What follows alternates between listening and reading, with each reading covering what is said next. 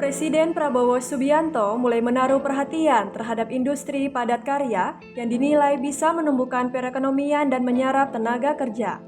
Sektor industri padat karya merupakan salah satu sektor yang memiliki penyerapan tenaga kerja yang optimal dan dinilai mampu menyokong pencegahan penambahan angka pengangguran. Dalam rapat di Istana Merdeka pada Rabu 19 Maret, Presiden Prabowo Subianto menginstruksikan deregulasi secara besar-besaran untuk meningkatkan daya saing, menciptakan lapangan kerja, dan mempercepat investasi di sektor tekstil, produk tekstil, sepatu, dan sektor padat karya lainnya. Menteri Koordinator Bidang Perekonomian Airlangga Hartarto menjelaskan bahwa salah satu perhatian utama pemerintah adalah sektor tekstil dan produk tekstil yang saat ini menyerap hampir 4 juta tenaga kerja dan mencatatkan ekspor lebih dari 2 miliar dolar Amerika Serikat. Tadi arahan Pak Presiden untuk terkait dengan ketersediaan bahan baku, terkait dengan illegal import, terkait supply chain itu untuk dipermudah dan disederhanakan.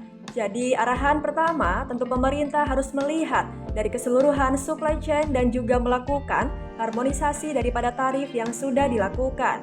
Ujarnya dalam keterangan tertulis pada Kamis 20 Maret 2025. Dan kedua, kita merespon terhadap barang yang didumping melalui tindakan anti-dumping. Nah, ini beberapa langkah yang kita akan lakukan. Dan ditambah lagi tentu barang-barang ini adalah barang-barang yang kompetitif, sambung dia. Selain itu, Presiden juga mendorong agar program padat karya masuk dalam proyek strategis nasional. Hal tersebut dilakukan agar berbagai kemudahan perizinan dan fasilitas insentif bisa segera diberikan.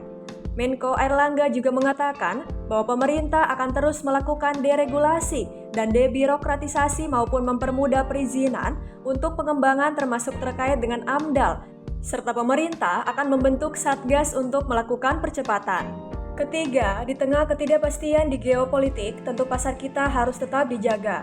Dan kalau kita lihat, memang pasar terbesar tekstil, produk tekstil ini adalah EU, yang besar marketnya sekitar hampir ke 30% dari demand global.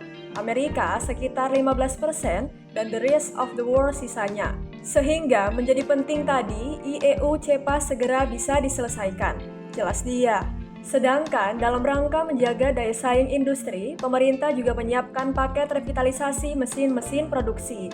Pemerintah menyediakan kredit investasi sebesar 20 triliun rupiah dengan subsidi bunga 5% dan untuk 8 tahun untuk sektor padat karya seperti tekstil, sepatu, makanan, minuman, hingga furniture. Selanjutnya, tentu kita bisa berharap bahwa dengan sektor padat karya ini bisa ditangani dengan baik. Kita berharap lapangan kerja bisa tercipta dan kita menargetkan sesudah IEU CEPA ini diharapkan industri ini akan kembali bergeliat, pungkas Menko Airlangga. Presiden juga meminta agar perizinan sektor tekstil dapat disederhanakan dan dipermudah untuk investor karena tingginya kontribusi dari ekspor pakaian jadi dan tekstil terhadap pertumbuhan ekonomi. Ini memerlukan perbaikan, terutama terkait perizinan karena masih ada investor yang ingin masuk di sektor tekstil dan produk tekstil ini, kata Airlangga seperti dikutip dari Antara. Airlangga menuturkan bahwa kontribusi produk aparel terdiri dari pakaian jadi dan tekstil telah mendongkrak perekonomian Indonesia dengan nilai ekspor lebih dari 2 miliar Amerika Serikat per tahun dan menyerap tenaga kerja hampir 4 juta orang. Oleh karenanya, pemerintah menilai perizinan di sektor tekstil perlu diregulasi melalui dibentuknya Satgas Percepatan untuk deregulasi kemudahan perizinan.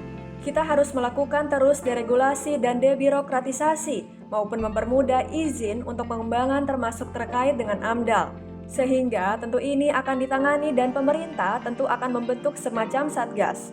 Imbu dia. Dalam rapat tersebut, Presiden juga menyoroti soal impor tekstil ilegal dan ketersediaan bahan baku.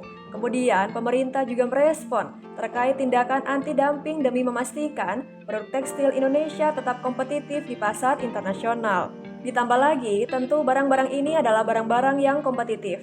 Nah, kompetitif terhadap pesaing kita, baik di Thailand, di Vietnam, maupun yang terakhir, yang menikmati besar itu Bangladesh. Pungkas Airlangga.